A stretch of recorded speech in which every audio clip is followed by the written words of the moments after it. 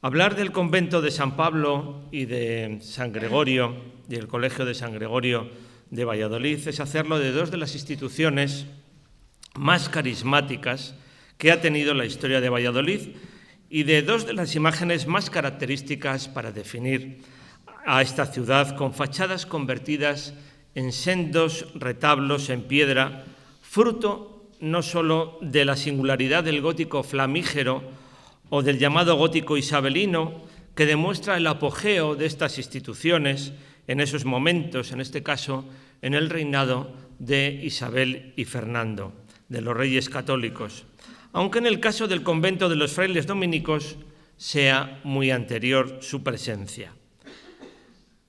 Que resulta difícil hablar de Valladolid sin estas dos fachadas, sin el conjunto de los edificios que es el San Pablo, San Gregorio, lo demuestra, por ejemplo, el nuevo cartel de Semana Santa de Valladolid, que fue presentado el pasado viernes 30 de enero, realizado por Augusto Ferrer Dalmau.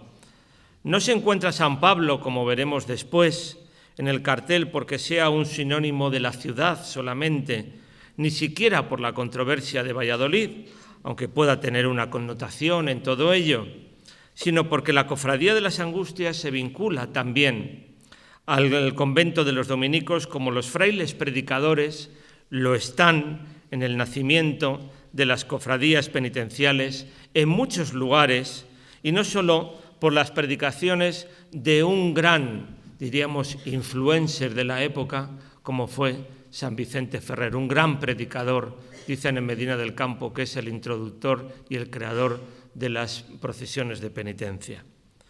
En este ciclo era imprescindible que contextualizásemos desde la Orden de Predicadores en Valladolid lo que era la controversia. ¿Dónde se desarrolló la controversia? ¿Por qué uno de ellos es precisamente dominico? ¿Tuvo algo que ver con Valladolid?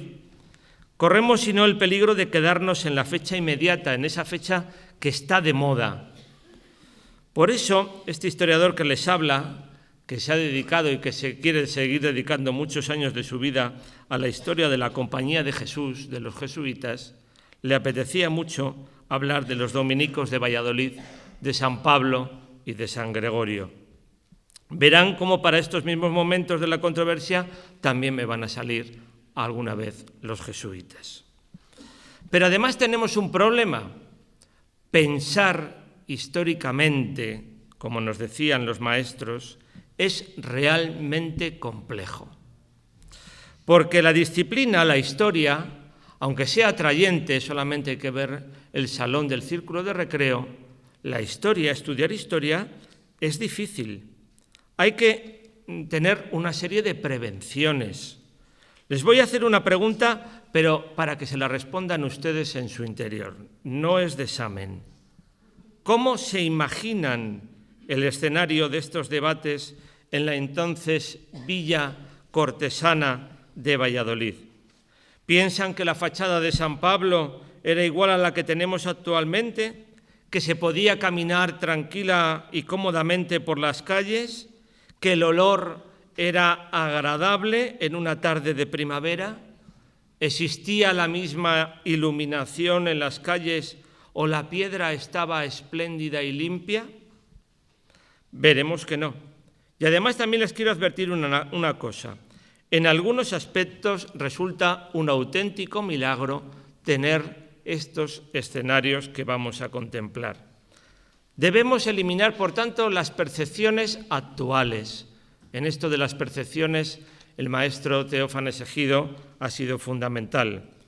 Cuando estamos tratando históricamente a los dominicos en Valladolid, no podemos hablar nunca del Museo Nacional de Escultura, sino que tenemos que hablar del Colegio de San Gregorio, porque el edificio ha sido muchos más siglos Colegio de San Gregorio que Museo Nacional de Escultura, que lo ha sido desde el año 1933 y que lo sea por muchos años. Ni tampoco debemos trasplantar la actual fachada de San Pablo con manifiestas connotaciones lermistas. Ya veremos el antilermismo y el poslermismo. Hoy pretendemos analizar, como decimos, el escenario, el lugar donde tuvo lugar esta junta de Valladolid tan importante y sus protagonistas. Y lo primero que tenemos que hacer los historiadores, nunca hemos descubierto nosotros el Mediterráneo. Tenemos que buscar las fuentes adecuadas. Tenemos que buscar también en nuestras bibliotecas quién ha escrito antes que nosotros. Por ejemplo, el papel de los cronistas de una orden religiosa, como es el caso de Fray Hernando del Castillo o Fray Juan López. Es verdad que esas crónicas voluminosas, muy voluminosas, con un tono apologético, estaban para realizar propaganda también. Tenían que hablar bien de todas las glorias. Podríamos titularlas así, las glorias de la orden de todas. Todas tenían estas crónicas para destacar lo importante que eran o estaban siendo. Porque son contemporáneas, por ejemplo, en este caso, publicada en Valladolid en 1613. Un poquito después ya tenemos que hablar de Fray Gonzalo de Arriaga y Fray Manuel María Hoyos, con una historia clásica, la historia del Colegio de San Gregorio de Valladolid. No podemos abandonar que los historiadores clásicos, Juan Antolínez de Burgos, Manuel Canesi, Rafael Floranes, aunque no terminó publicando su historia, Matías Sangrador o Juan Ortega y Rubio, bueno, pues Juan Ortega y Rubio podemos ya incluirle en un grupo posterior. Pues van a hablar naturalmente muchos de sus capítulos, de sus historias generales de Valladolid, del convento de San Pablo y del Colegio de San Gregorio. Y de forma más profesional, Juan Ortega y Rubio, José Martí Monsó, Juan Agapito y Revilla, Narciso Alonso Cortés, del que estamos conmemorando los 150 años, el maestro Alonso Cortés, ahí le ven casi centenario con su biblioteca al fondo. Bueno, pues en sumandos biográficos, por ejemplo, pero también en la Revista de Indias en 1940 publica Narciso Alonso Cortés, que lo escribía sobre todas las cosas, un auténtico sabio, publica un estudio sobre Bartolomé de las Casas en Valladolid. Los más especializados posteriormente, como Jesús Urrea con el convento de San Pablo y José Ignacio Hernández Redondo con el Colegio de San Gregorio, este último con un preciosísimo obra que se titula, a mí me gusta mucho este título, los títulos son muy importantes, porque los historiadores no vendemos mucho, pero hombre, los títulos ya que sean títulos potentes. El Colegio de San Gregorio, fábrica insigne al servicio del saber. Con eso, con que se queden con esa idea, ya está definido lo que fue el Colegio de San Gregorio. Pero sobre todos ellos es de justicia señalar, y para mí lo es, que la gran contribución que realizó durante su vida nuestro maestro y profesor Jesús María Palomares Ibáñez, que dedicó su tesis doctoral al patronato que ejerció el duque de Lerma a partir de 1600 sobre la capilla mayor de la iglesia conventual de San Pablo, publicado en 1970 por el tiempo de la protohistoria de los servicios de publicaciones del ayuntamiento. Y después, cuando llegaba el final de su vida, estaba corrigiendo el padre Palomares, nuestro querido Palomares, esa obra que podemos encontrar en las librerías y que se pueden comprar, el convento de San Pablo. Aportaciones histórico-artísticas del pasado de un convento vallisoletano. Él, que era catedrático de Historia Contemporánea, pues habló de medieval, de moderna, de contemporánea, de arte, lo que tiene que ser un historiador. Sin duda alguna, la pérdida de los profesores Palomares y Ejido en 2023 y 2024 nos han dejado muy huérfanos a los historiadores y también a los vallisoletanos en nuestro conocimiento.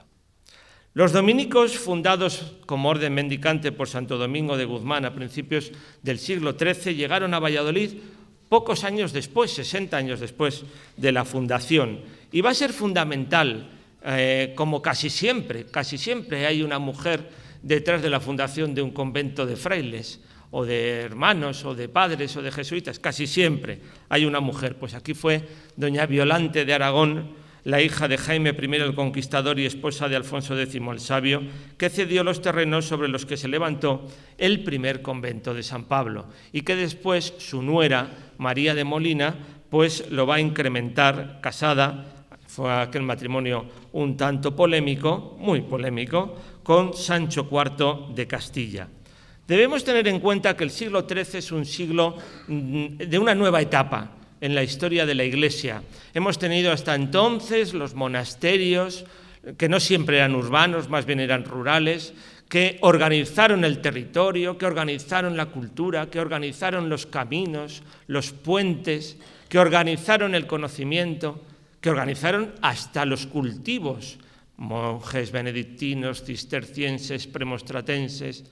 Pero, sin embargo, ellos que vivían casi en esas clausuras, en esos scriptorium dedicados a comunicar, a copiar, a concentrar la cultura que habían recibido. Yo esta mañana decía sin peligro a los alumnos de máster la importancia que estas órdenes monásticas habían tenido, pero llegaron las mendicantes al mundo urbano, al siglo XIII, a esos hermanos y padres que vivían de limosnas, pero que al mismo tiempo iban a integrar su formación, la predicación, la lucha contra lo que se consideraba herejía, que se van integrando en las instituciones de la cultura, del pensamiento, en las universidades, en las cátedras que se van fundando y en las reformas.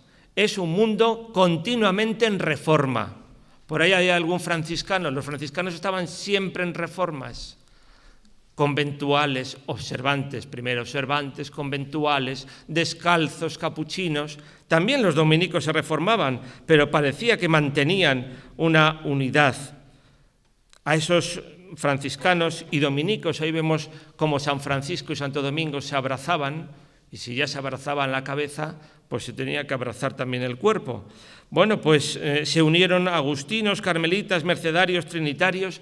En tantas ciudades tan cercanas siempre había conventos de franciscanos y de dominicos en Medina de Río Seco, en Medina del Campo, Palencia, Burgos, estos dos últimos también bajo la advocación de San Pablo, en Zamora con Santo Domingo, en Toledo con San Pedro Mártir, en Salamanca con San Esteban, en fin, en Santa Cruz, en Segovia. Fíjense, Juan Ortega y Rubio, que era un historiador decimonónico, krausista, republicano, alguno dirá que anticlerical. No. Pues decía en su historia de Valladolid: lo mismo los franciscanos que los dominicos hicieron bien a Valladolid y arraigaron en el corazón de este pueblo el sentimiento religioso. Los frailes de San Pablo y San Francisco, desde el fondo de sus celdas, cultivaron las ciencias, arte e industria, y rayos de luz salían por las estrechas rejas de sus conventos. Claro, una cosa es edificar el convento y otra cosa es incrementarlo. Y San Pablo y San Gregorio van a tener importantes patrocinadores, pero incluso desde dentro de la orden, grandes dominicos que se consideraban deudores de la casa que les había formado, porque San Pablo va a tener desde muy pronto un estudio, un lugar de formación, desde el siglo XIII, nos dice Palomares. Y naturalmente progresaban algunos de ellos, progresaban de tal manera que se convertían en un cardenal como es el caso de Fray Juan de Torquemada, que no le confundan con su posterior pariente, el inquisidor Tomás de Torquemada. Bueno, pues Fray Juan de Torquemada fue esencial en la obra material del templo, en aquella en aquella villa de los rigores que definió Martínez Sopena, porque todas las órdenes religiosas estaban reformándose hacia el rigor. Era el atractivo por el rigor, y ese atractivo por el rigor luego daba lugar a las cofradías penitenciales que nacían a la sombra de franciscanos y de dominicos. Bueno, pues entre 1445 y 1468, Fray Juan de Torquemada, que ya estaba en Roma, pues realizó numerosísimas y patrocinó numerosísimas obras, y además fue cardenal abad de la Colegiata de Valladolid, que es una institución muy desconocida, a la que últimamente yo ando muy obsesionado por investigar, porque esa Colegiata de Valladolid, en este caso un dominico, pues tuvo una gran importancia. Luego también la vincularemos con otro de los grandes personajes de esta noche. Dice Fray Juan López, en esa historia que les he puesto antes, que fue hijo, Fray Juan de Torquemada, del convento de San Pablo de Valladolid. Bueno, y también era hijo de regidores y de gente de bien poder en esta villa de Esgueva. Después de haber sido prior de este convento y de San Pedro Mártir al Real de Toledo, fue a Roma, donde se ocupó del servicio de la Iglesia y de los pontífices durante todo lo restante de su vida. Fíjense, esto no es muy habitual. Dice el cronista, hace valoración. Valoración, retrato humano. Se sale un poco de la geografía, aunque le ponga bien. Fue hombre intrépido y de grande ánimo, con que vencía las dificultades que se ofrecían en los negocios que concernían al bien público y servicio de la Iglesia. El año de 1456 era cardenal abad de Valladolid, que no quiere decir arzobispo ni obispo de Valladolid, abad de su colegiata. Y era cardenal porque le habían creado cardenal, son dos cosas diferentes. Sus armas estaban en la puerta de la Iglesia Mayor, claro, había pagado parte de la Iglesia Mayor. Y aquí una cosa divertida. Dice que manda a San Pablo reliquias porque no solamente había que construir, sino que había que construir también desde las seguridades de las reliquias. Dice que manda una reliquia muy valiosa, Lignum Crucis, valiosísima, claro, pero otra que me parece muy divertida, que como él estaba en la capilla de Minerva, pues que manda nada más y nada menos que la espalda de Santa Catalina de Siena. Porque tiene posibilidad de participar en ese trajín de las reliquias. Y por supuesto, otra cosa que me gusta mucho, me gusta más esto que la espalda de Santa Catalina de Siena, muchos volúmenes de libros para la librería y algunos suyos que se tienen por originales escritos de su mano que él compuso, libros de mucha erudición que o por descuido o por falta de comodidad o por todo, qué fino ha estado aquí el cronista, o por todo, podríamos haber dicho, o por falta de financiación, vete tú a saber, no se han impreso, aunque se ha tratado veces de ello, juzgándole por negocio de mucha importancia. Bueno, pero él muere en 1468 y las obras no están terminadas, ni mucho menos. Y aparece un personaje que sin ninguna duda me parece uno de los personajes más atractivos de la noche. Fray Alonso de Burgos, bueno, en el sentido atractivo que tenemos los historiadores. Fray Alonso de Burgos. El maestro Martín González, que también está muy bien mencionarle de vez en cuando, catedrático de Historia del Arte, decía que era hombre extraordinario, político, celoso de la pureza dogmática, amante del arte, la vanidad. Por todos los sitios estaba señalado lo que hacía Fray Alonso de Burgos. Ya no lo voy a decir. Lo sabía a su mano derecha, su mano izquierda, la del otro. Por todos los sitios está la flor de lis de Fray Alonso de Burgos. Y como hizo mucho, pues la flor de lis está por todos los lugares. Es verdad, a su protección material prosigue la edificación del convento de San Pablo y dice Hernando del Castillo, el cronista anterior a Juan López, dice, se determinó a acabar y ponerla en perfección, aunque era empresa dificultosísima por ser lo que faltaba mucho y de grande costa, y al parecer imposible con muchos años, pero lo acabó en pocos y muy pocos años e hizo cuanto en aquel convento hay que sea de ver y estimar. Fray Alonso de Burgos, dominico, hijo de San Pablo, hijo del convento de San Pablo, obispo de Córdoba, obispo de Cuenca, obispo de Palencia.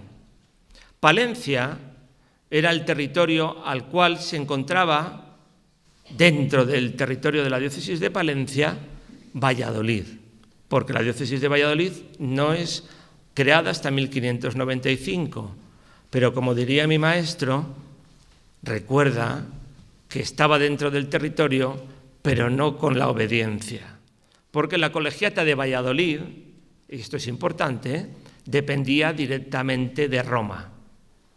Pero el obispo de Palencia se vino a vivir a Valladolid, por lo menos Fray Alonso de Burgos, y se vino a vivir allí donde fundó. ¿Y qué fundó? El colegio al lado de sus frailes, el colegio de San Gregorio.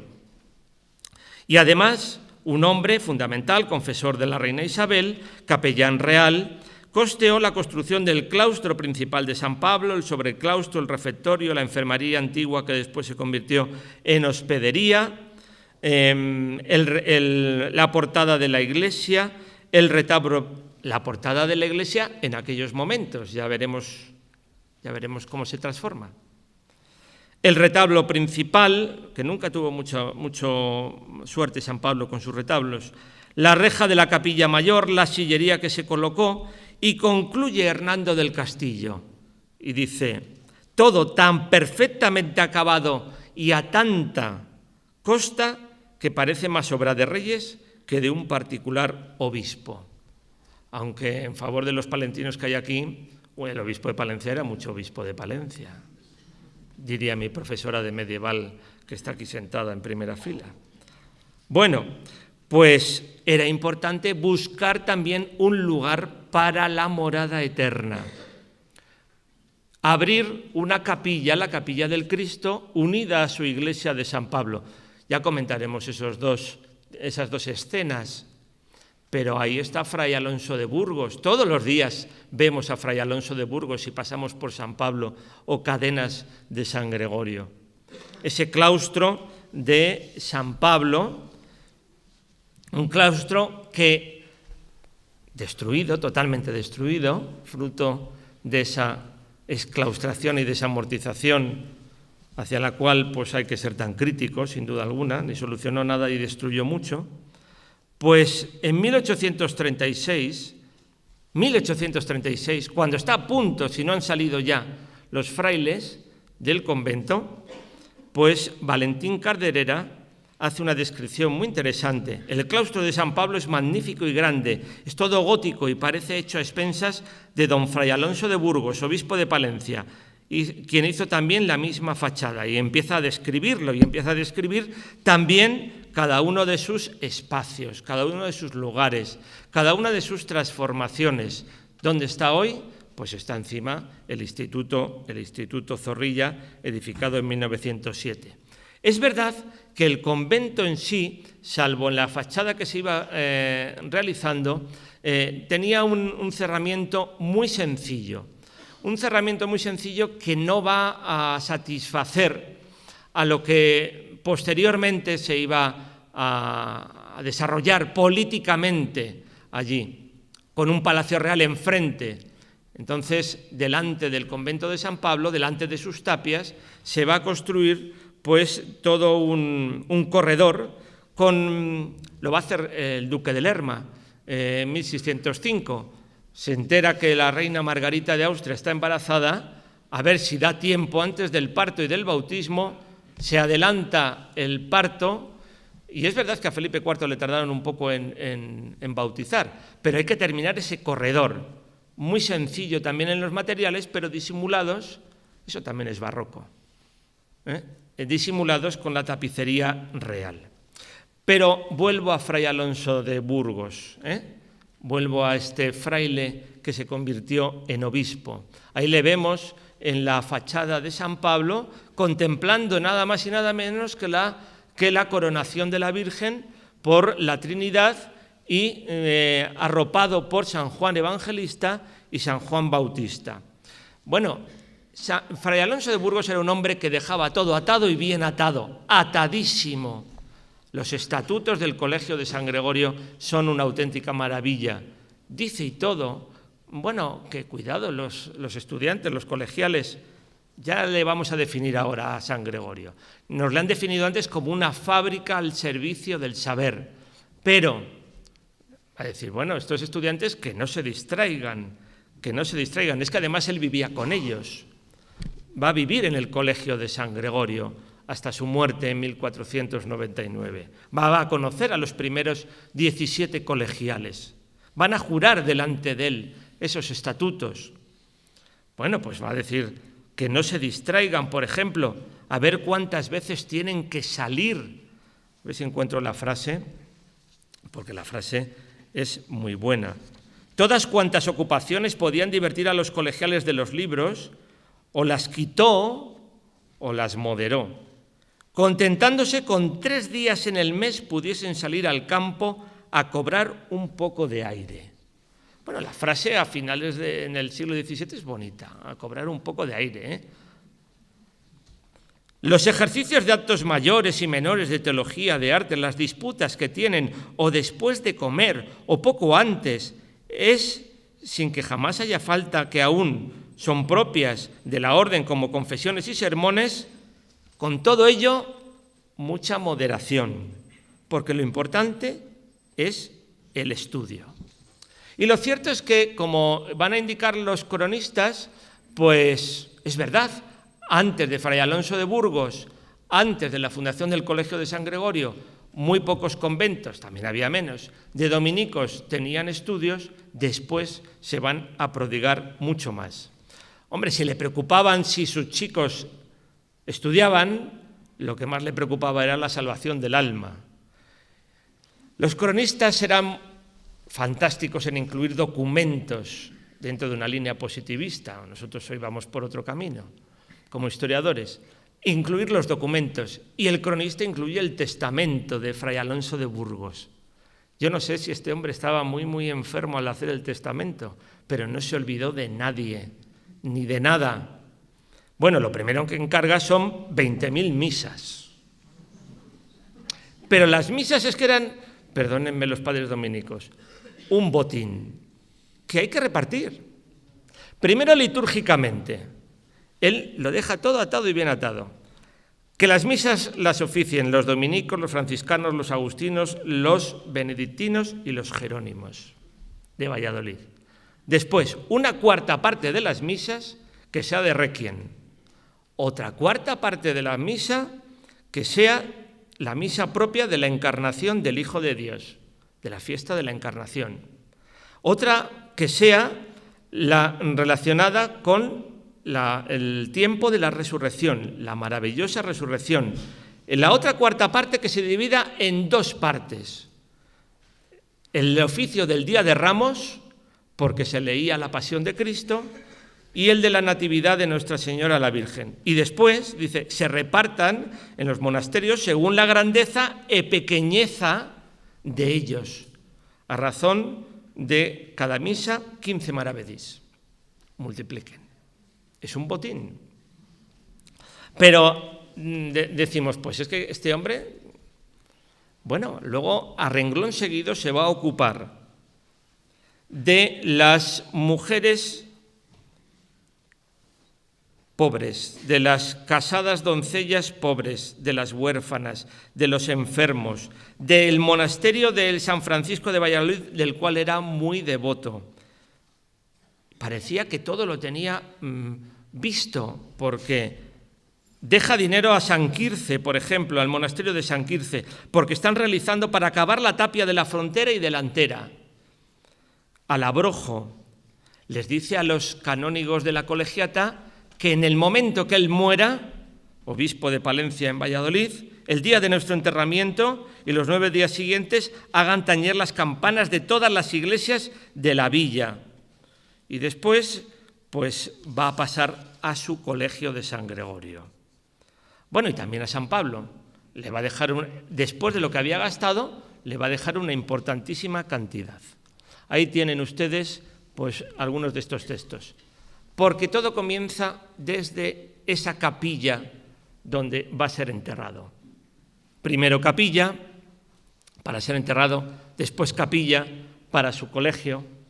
Y además, bueno, olvídense de todo, ¿eh? Cuando están viendo ahí, ya sé que esto es un poco políticamente incorrecto, olvídense de ese retablo, olvídense de los duques de Lerma por un momento, quédense solamente con la arquitectura.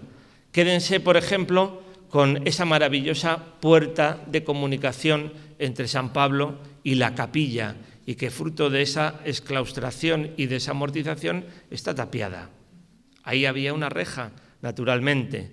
Como había un retablo de gran importancia, un retablo. Aquí, en todo esto, los que trabajan, pues algunas veces repartiéndose el trabajo, bueno, como lo voy a decir muy rápido, ¿no? Tampoco para no entrar en detalles, tenemos a los maestros Juan Guas y Juan Talavera en la capilla, tenemos a Juan Guas para la fábrica del colegio, tenemos a Gil de Siloé para el retablo de la capilla, tenemos a Gil de Siloé y Simón de Colonia, quizás en colaboración, para la fachada del Colegio de San Gregorio. Tenemos este magnífico Cristo crucificado que está actualmente en la parroquia de Ciguñuela y que era el Cristo de ese retablo de la capilla de Fray Alonso de Burgos. Tenemos naturalmente una capilla suficientemente bien dotada en cálices, en ornamentos, en ropa sagrada, en fin. ¿Y qué podemos decir? Sin duda alguna, tampoco vamos a indicar, pero él va a llamar a los mejores, van a trabajar los mejores, porque Gil de Siloé estaba muy ocupado en la Cartuja de Miraflores, el lugar donde estaba realizado ese magnífico retablo de la Cartuja, de los cartujos de San Bruno, con la sepultura de Juan II y de Isabel de Portugal. Bueno, pues Gil de Siloé, en colaboración con Simón de Colonia, a esta gran fachada que era vanguardista en su momento, ese telón. Les digo esto muchas veces a los alumnos, nos está voceando la arquitectura, nos están voceando las obras de arte y no las escuchamos. ¡Qué bonito! No, el bonito nada. ¿Qué nos están diciendo? ¿Qué nos está diciendo esa fachada? ¿De qué nos está hablando? ¿De las virtudes, de los pecados, de los vicios? ¿Qué significan esos salvajes? ¿Son salvajes? ¿Son salvajes como han dicho algunos? ¿Son la muestra de las crónicas, las primeras crónicas de América? O como decía el maestro Azcárate, también profesor de hace muchos años de Historia del Arte en la Universidad de Valladolid, era habitual la presencia de los salvajes, aquellos escuderos que se les vestía de moros y de salvajes, y sobre todo el mensaje de fidelidad y de patronato a una monarquía, a la reina Isabel, a una monarquía que en cuanto él se muriese en 1499, ella, la reina Isabel, era la patrona, era la protectora de este colegio de San Gregorio. Pues nos podríamos detener horas y horas en todo lo que quiere decir esa fachada, esos personajes, esa granada que aparece en algunos escudos y no aparece en otros, que muestran que la cronología más temprana para la capilla y más posterior para el colegio, pero fíjense, 1488 a 1496. Estamos en 2026, no me digan ustedes que no es un milagro. Y además entendía de urbanismo este señor. Está muy bien que yo me gaste dinero en todas estas cosas, pero que se vea. Pero no solamente con mi flor de lis por todos los lugares, sino que se tenga perspectiva para ver esto. Cuando se está muriendo, había comprado casas para derribarlas y hacer una plaza para que se pudiese ver ese colegio de San Gregorio. Y lo va a decir en su testamento, lo va a decir en su testamento, que era necesario hacer todo esto. Por supuesto, San Pablo tenía ya una vinculación muy importante con la corona. Habían sido allí enterrados de forma más o menos provisional o definitiva algunos infantes de la corona de Castilla. San Pablo, como nos ha indicado también el padre Palomares, tenía desde 1509 la impresión de las bulas de cruzada, el dinero dado para luchar contra los infieles, y que se imprimía ya en Valladolid, en la primera imprenta de Valladolid, con los jerónimos de Santa María de Prado y con los dominicos de San Pedro Mártir de Toledo. Se lo repartían al norte y al sur de Castilla, como las chancillerías. Bueno, pues la imprenta de San Pablo va a ser también muy importante a partir de 1509. Fíjense que cuando él está haciendo la tesis, el padre Palomares, pues resulta que va a empezar a estudiar esto de los impresores. Y son trabajos ya que tienen 50 y 52 años, como el que les habla, ese de los impresores de Valladolid, imprentas e impresores de Valladolid en el siglo XVIII, del padre Palomares, al mismo tiempo es un resultado de su tesis. Y San Pablo va a... ya vamos avanzando en este escenario que vamos a trazar de lo importante que son los dominicos y sus casas, el convento y el colegio, para lo que se va a producir en 1550-51, San Pablo ha reunido cortes, pero ahora va a reunir unas cortes muy importantes, las de 1518, después de que Carlos I desembarca en Tazones, y se van a dar cuenta allí los flamencos, estos flamencos tan vilipendiados, que gobernar Castilla no iba a ser nada fácil. Antes que todos ellos, había venido uno que también me parece otro de los grandes personajes de la noche, que es Adriano de Utrecht. Adriano de Utrecht es el preceptor de Carlos I.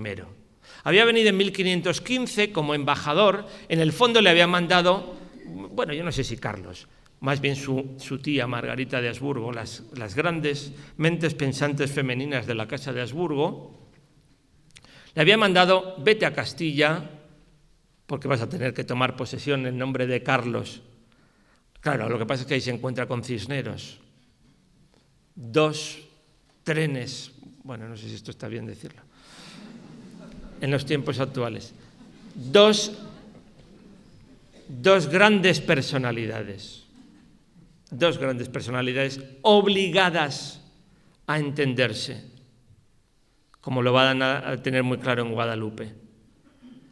Y además que van a recibir también el Memorial de los Remedios de Bartolomé de las Casas cuando no era dominico. Adriano de Utrecht va a recibir el capelo cardenalicio en San Pablo. Va a estar en esas cortes de 1518.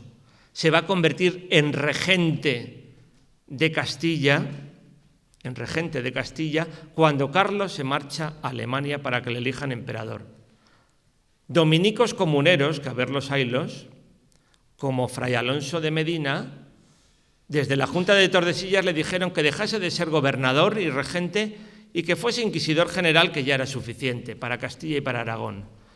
Pero Adriano de Utrecht, que era un gran analista, que le dijo a Carlos V, ya emperador, lo que no quería escuchar Carlos V, de lo que suponía la guerra de las comunidades, Adriano de Utrecht le pasó lo que pasa cuando uno no va a las reuniones de vecinos, que le hacen presidente.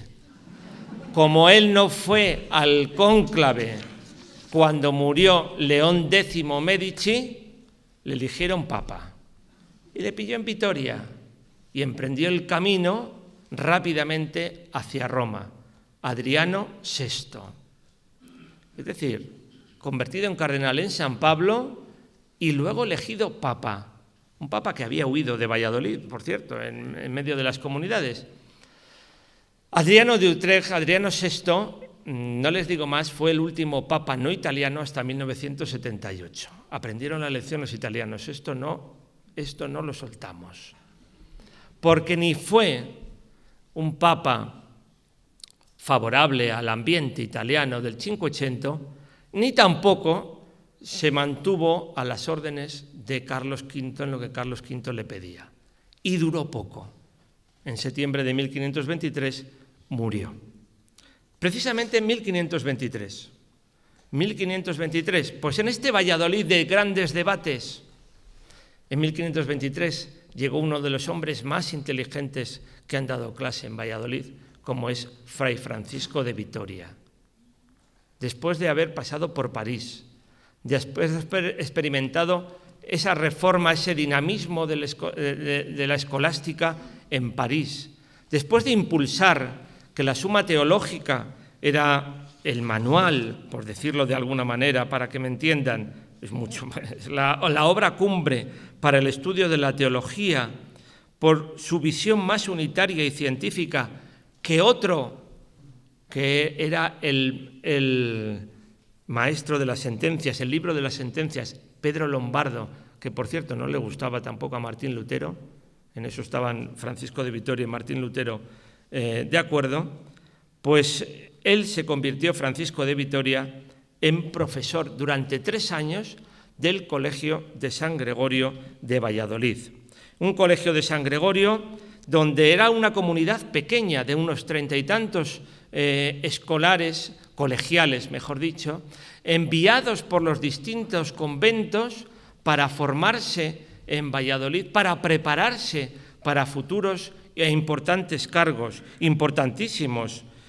Antes no he hablado de Fray Matías de Paz, que estuvo en la Junta de Burgos de 1512, pero hay que hablar de Miguel de Salamanca, condiscípulo de Vitoria en París y futuro obispo de Santiago de Cuba, de García de Loaysa, que vamos a ver ahora a continuación, de otros tantos, del primer obispo de Cuzco, Vicente Valverde, de Jerónimo de Loaysa, primer arzobispo de Lima y fundador de su universidad, de Bartolomé de Carranza, de Melchor Cano, les he dicho juntos para que adrede, ahora ya lo veremos, después lo veremos, de Martín de Ledesma, en definitiva, de los grandes dentro de la orden de predicadores, pasando por el colegio de San Gregorio.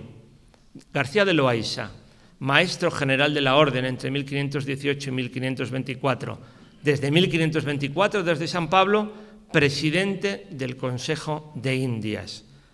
Veremos a continuación algo muy importante que hizo García de Loaysa. Pero Francisco de Vitoria en el 26 pasó a Salamanca. Los superiores le trasladan a Salamanca porque es el candidato oportuno para presentarse a la cátedra de teología en la Universidad de Salamanca. Había otros dominicos, pero Francisco de Vitoria era el candidato seguro, apoyado también por otros dentro de la propia orden y fuera de la orden. Es verdad que en Salamanca, delante de San Esteban, pues allí vivió durante 20 años, pues hay una bonita estatua, pero Francisco de Vitoria no solamente es de Salamanca, también es de Valladolid y de este colegio de San Gregorio. Y San Pablo sigue teniendo mucha importancia política, porque estamos en el año ya 1527, porque la emperatriz Isabel de Portugal, en el palacio que se ha llamado hasta ahora de Bernardino de Pimentel, pero que el profesor Luis Vasallo nos dice que mejor hablemos de los condes de Rivadavia, pues allí nace Felipe II, el futuro Felipe II, del que tendremos que hacer también grandes celebraciones, porque yo me atrevo a decir que Felipe II es la persona más importante que ha nacido en Valladolid y de mayor trascendencia. Bautizado en San Pablo, sin salir por la ventana. Que está muy bien, queda muy bien para sí, mitad de la... Bueno, ya hemos pasado el Ecuador de la conferencia, pero para visita turística y... Está bonito, la historia está bonita para una novela histórica. Pero encima, lo peor es que en Valladolid lo argumentamos. No, es que eran dos parroquias. Y uno se queda oyendo. Ah, eran dos parroquias. Sí, una era San Pablo y la otra San Martín. Ya. ¿San Pablo era parroquia? Sí, era parroquia. ¿Qué va a ser San Pablo, parroquia? Pero en San Pablo se bautizó Enrique IV, Felipe II, Felipe IV, después Ana Mauricia. ¿Y por dónde salieron? Pues me imagino que por la puerta, por donde suelen salir las personas. ¿Con un pasadizo? Sí. ¿Con una separación? También. ¿Con la fachada actual? No. Ya, eso lo resolveré al final. En definitiva, que ese bautizo, que va a ser muy importante, al mismo tiempo que se está debatiendo en Valladolid sobre las obras de Erasmo de Róterdam, que es que no es la única controversia, la de 1550, que es que en Valladolid se estaba debatiendo en el 27 sobre las obras del más importante de los escritores del humanismo y casi del ámbito de la modernidad, Erasmo de Róterdam. Bueno, pero ahí lo tienen, Ahí lo tienen con esa azulejería preciosa de Talavera y la ventana.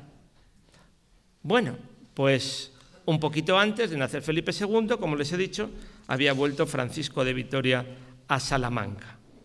Pero avanzando un poquito más, nos encontramos que San Pablo ha tenido las aportaciones de Fray Juan de Torquemada, de Fray Alonso de Burgos, y que Fray García de Loaysa, maestro general de la orden, presidente del Consejo de Indias, no estoy diciendo cualquier cosa, y durante muchos años, además, pues va a edificar esta magnífica sacristía. esta singular sacristía, que sigue existiendo actualmente, pero que es más difícil que la contemplemos así, porque cuando volvieron los frailes en 1893, este es su convento, compartimentado, pero este es su convento. Esa cabeza de San Pablo, que es posterior, del siglo XVIII, pero para que la sitúen un poco, estaba en esa sacristía. Esa sacristía con los escudos de García de Loaysa, con esas cubiertas tan singulares, esas complicadísimas bóvedas de nervaduras góticas, como dice el profesor Urrea, apoyadas en ménsulas con grutescos y decoradas sus claves con medallones de madera con pinturas de santos dominicos.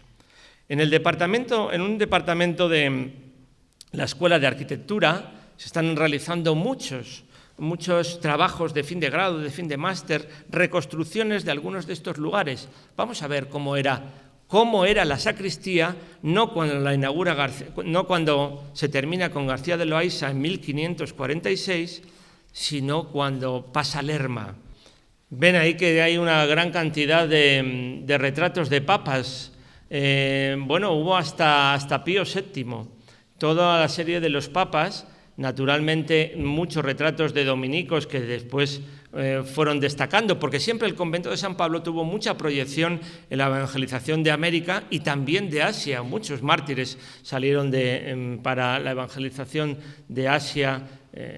Creo recordar, por ejemplo, José Fernández, ¿no? San José Fernández o Mateo Alonso de Leciñana, de Ventosa de la Cuesta y de Nava del Rey. Ahí tenemos el retrato de Fray Antonio Alcalde, que fue obispo en México, aquel de Cigales, que mandó tanto dinero para la construcción de la actual iglesia de Cigales y que decía aquello de que con el dinero que he mandado se tendrían que ver las torres desde México. Pues por aquí había pasado Lerma, porque Lerma, desde 1600, procuró eliminar la generosidad de todos los anteriores. De aquí levantó incluso el enterramiento de la marquesa de Rivadavia, que era la suegra de Francisco de los Cobos, secretario del emperador. Hay en San Pablo un antes que Lerma y un después que Lerma. Yo me voy a quedar en el antes, porque es lo interesante para nuestra controversia. Bueno, y ya tenemos a Fray Bartolomé de las Casas, dominico, ya desde 1523-25, ha hecho muchas cosas. Yo no voy a hablar ahora de Fray Bartolomé de las Casas porque no me corresponde, ya habrá una conferencia, pero en Valladolid, claro que va a venir a Valladolid, claro que va a estar en San Pablo, claro que va a estar en el Colegio de San Gregorio, claro que llegó en esa última etapa con 63 años, y nos hablan de cómo era esa vida, precisamente, acompañado de Fray Rodrigo de Ladrada, que fue también admitido. Piensen que no eran colegiales, ya eran talluditos ambos dos, pero nos hablan, por ejemplo, de cómo era la vida de estudio, también de un momento importante de escritura de Fray Bartolomé de las Casas, de retoque de sus obras. Se recogía en la celda, guardaba silencio, traía los ojos bajos, las manos compuestas y tenía cada día muchos ratos de fervorosísima oración. Él y su compañero comían siempre a la mesa segunda por dejar la primera desocupada al gobierno del colegio, y los dos, en acabando de comer, se iban rezando el miserere, el salmo penitencial, a dar gracias a la capilla. La ocupación que tenía fue ser protector y defensor de los indios, y sobre la ejecución de su ministerio, cuando se confesaba con su compañero que era algo sordo y hablaba recio, oían los padres colegiales que le decía algunas veces bien claro: «Obispo», porque era obispo de Chiapas, «obispo, mirad que os vais al infierno, que no volvéis por estos pobres indios cuanto estáis obligado». Bueno, pues es una actividad muy importante la que tuvo Fray Bartolomé de las Casas en Valladolid hasta llegar a la Junta de Valladolid de 1550-51, donde también iba a tener el apoyo muy importante de un gran personaje, un gran teólogo del siglo XVI, como es Fray Melchor Cano, colegial de San Gregorio, catedrático en la Universidad de Salamanca, provincial que fue elegido con tantas complicaciones, que fue hasta Roma, en fin, gran autor de la teología del siglo XVI, gran enemigo de Bartolomé de Carranza, futuro arzobispo de Toledo, procesado por la Inquisición, una vida totalmente marcada por el Santo Oficio, grandísimo enemigo de los jesuitas. Fray Melchor Cano, ya les dije que iban a salir. ¿Cómo no se va a hablar de los jesuitas con Melchor Cano? Aduladores y bilingües les llamaba. Esto de bilingüe ahora es muy bueno. Uñas del anticristo. Y entonces los jesuitas, cuando escribían, como Melchor Cano en la correspondencia, pues también escribían algunas veces en clave. Y cuando se referían a Melchor Cano decían, el que ladra.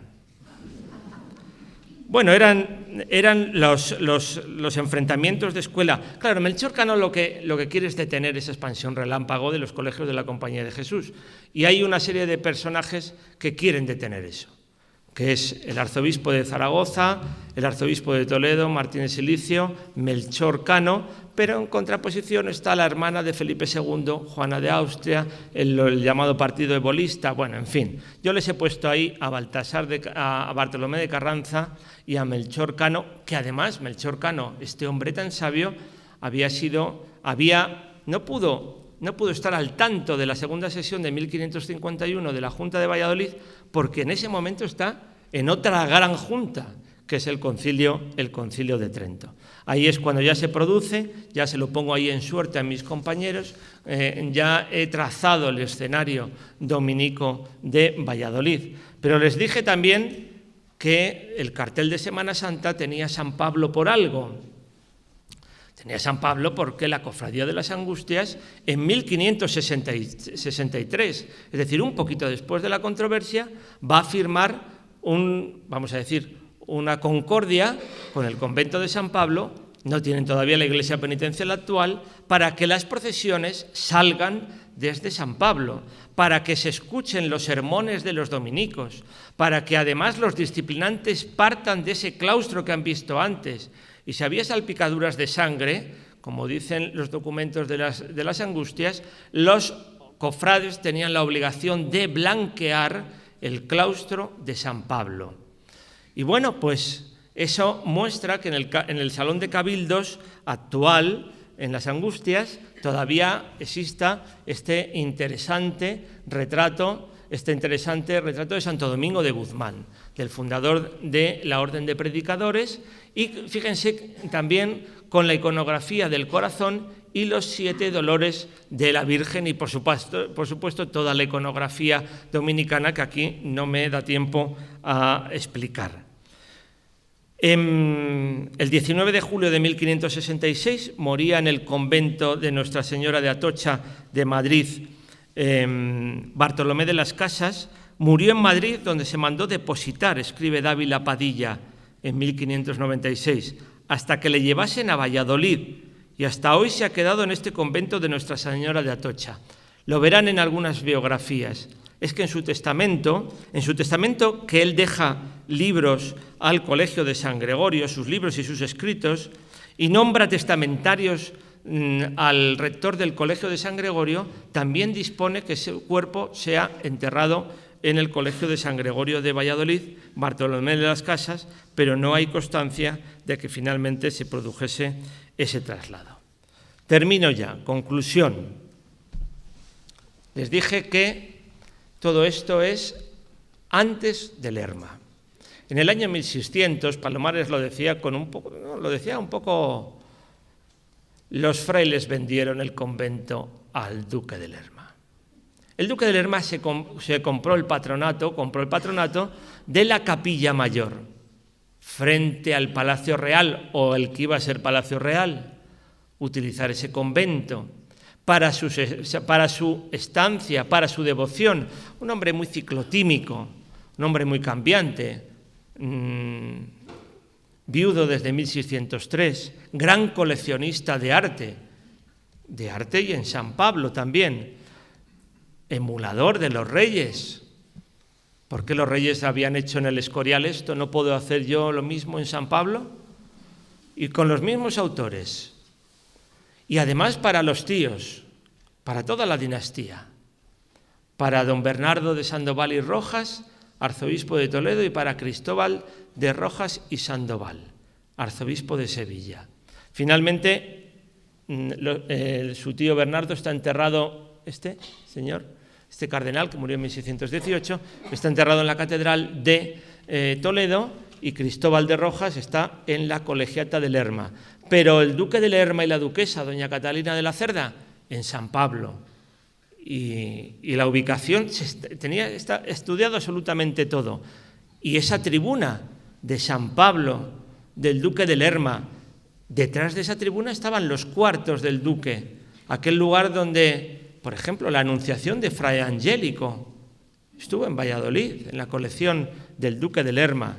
Ahí tienen como, por ejemplo, Luis Alberto Mingo, en el libro de Jesús Urrea de San Pablo, pues ha realizado esta reconstrucción. El retablo es posterior, ya les digo que siempre tuvo mala suerte San Pablo con sus retablos, pero la cripta donde fue enterrado el duque de Lerma, la duquesa, algunos familiares más, un nieto suyo, y sobre todo los cambios en la fachada, en los que no me voy a entretener, pero la fachada, vean en amarillo. ¿Por qué? Porque hay una diferencia, hay una diferencia entre la cabecera y los pies de la iglesia. Eso sí, quedó abajo Fray Alonso de Burgos en el tímpano, pero los escudos de Lerma por todos los sitios, hasta la campana se llamaba Sandovala. Y al coro alto, donde se encontraba la sillería que se encuentra hoy en la catedral, realizada por Melchor Bella, para una gran comunidad. Por tanto, esta es la fachada que vemos actualmente, pero no es la fachada de la controversia. Eso es lo que yo les quería decir. Y a pesar de lo mucho que quitó Lerma, quedaron flores de lis por ahí, de Fray Alonso de Burgos. En definitiva, hoy es complicado porque además después vino la invasión napoleónica, la exclaustración, la desamortización. San Pablo hoy tiene también muchos bienes procedentes del convento de Santa Catalina. El Cristo que lo preside es el magnífico Cristo crucificado del convento de Santa Catalina de Siena de Juan de Juni. Y sobre todo, lo que es una auténtica lección de historia es esta foto. Fíjense, Fray Alonso de Burgos, tan controlador del tiempo y de las cosas. El duque de Lerma, mucho más controlador de la eternidad. Pues no sabían lo que iba a venir después. En la capilla, retablo de la Mejorada, Jerónimos de Olmedo, y en la capilla de Alonso de Burgos, porque el cuerpo de Lerma, las tumbas fueron profanadas por los franceses, los bultos funerarios de don Francisco y doña Catalina. Sin duda, toda una lección de historia de que nosotros, los hombres y las mujeres y los hombres, no podemos controlar la historia y el tiempo, aunque seamos muy poderosos. Pero los escenarios les podemos no solamente disfrutar, sino conocer, contemplar, entender y, ya saben, escuchar lo que nos quieren decir. Muchas gracias.